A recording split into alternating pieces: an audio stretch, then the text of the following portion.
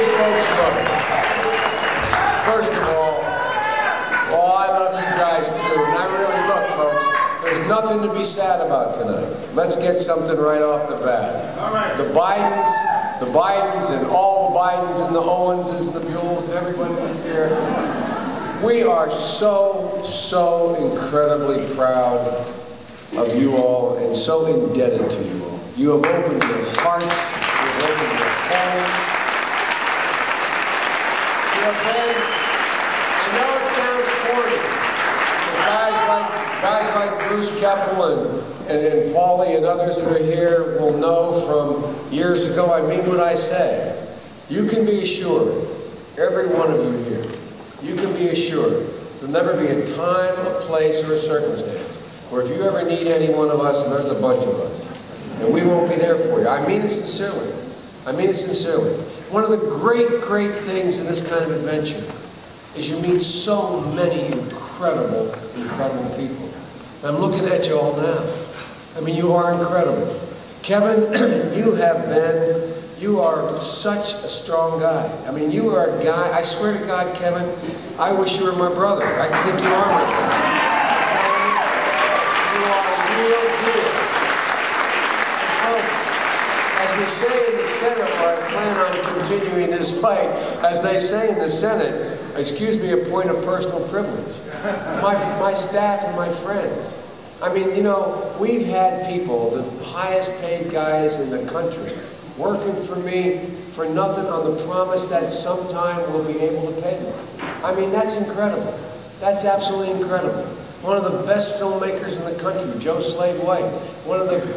John Martillo. I don't want to say, I guess I shouldn't start naming all these people, but, you know, David, well, I mean, people who are really, Mike Donald, and these guys are able to command significant sums. Other campaigns asked them to be with them.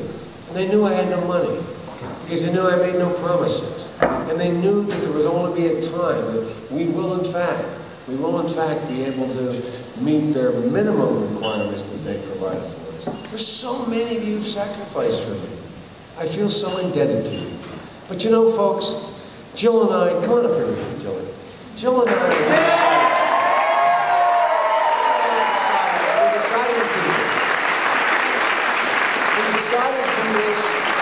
decided to do this for the right reasons, folks. You know, the reason to do this, the reason to make the effort that you made, is because we really do believe in this country. We really do. I believe to the bottom of my being in the unmatchable, unlimited potential of the American people. They need a government as good as they are. They are so ready. I mean, you know, I know you've heard me say this, but one of the things I decided to run, when Jill and the boys and Ashley said, hey, Dad, give it a shot, I committed that I would say exactly what I believed. I committed that I would not in any way truncate anything I thought needed to be said. And ladies and gentlemen, we've done it. And let me make something clear to you. I ain't going away.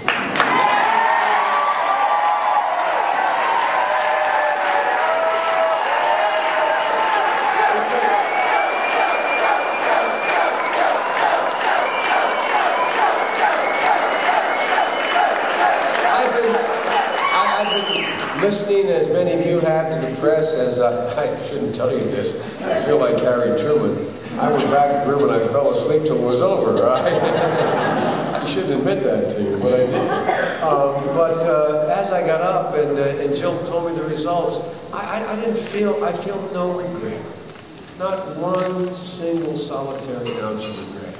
And I hope we've been able to keep this campaign at least on the issues that we should be talking about. Ladies and gentlemen, the security of America is at risk.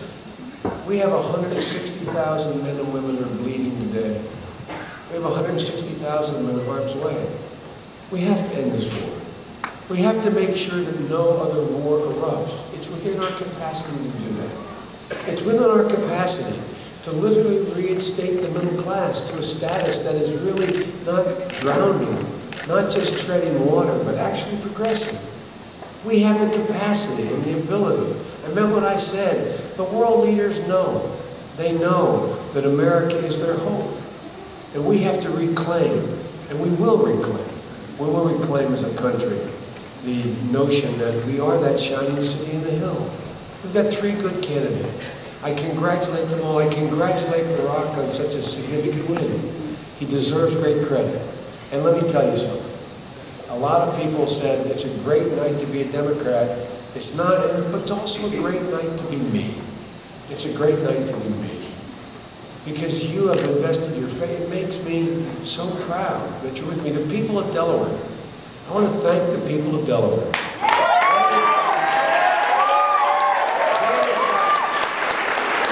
I think because they know I was doing what I was doing because I believe so deeply in it. They gave me wide latitude. They gave me wide latitude. And they gave me the ability to come out here and campaign. And so many of my fellow Delawareans came out here. Hundreds of them came out, gave up their vacation time to come out. So there's so many people to thank. But one of the things I want to leave you with is this. I don't want anybody walking out of here dejected. I want you walking out proud of what we fought for and determined. We're going to continue to push the Democratic Party in the direction of significant responsibility. A Democratic Party that will provide security for this country. A Democratic Party that will provide security across the board, not only our physical security, but our health security, our economic security, our environmental security. We have the capacity to do this. I'll be going back to the Senate as chairman of the Foreign Relations Committee.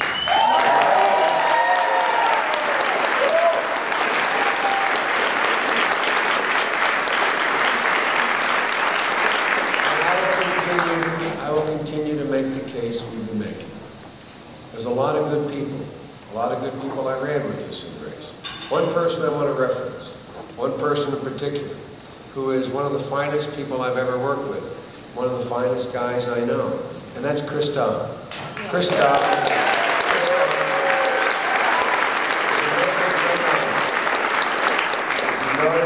If you notice the way Chris Dodd handles things, he's a classy guy. Folks, I'm going to insist, and I want to make it clear to whoever's the nominee, I'm going to insist as a United States Senator that they can keep the commitment to our men and women who are still in harm's way. I'm going to insist.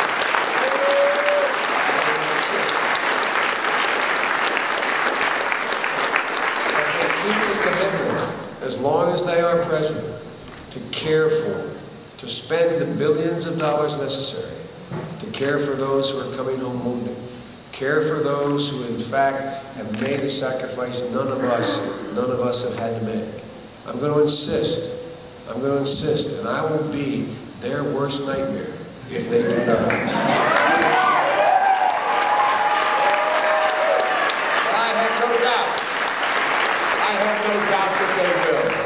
I have no doubt that they will. Ladies and gentlemen, this has been one of the press people, followers of the Washington Post said, "Oh, you Biden seem so happy." There's no reason not to be happy.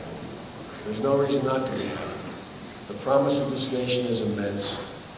My family, thank God, is healthy. You all are wonderful, decent people. You're the reason why. You're the reason why this country is what it is. That sounds so corny when I say it, but it really, literally is true.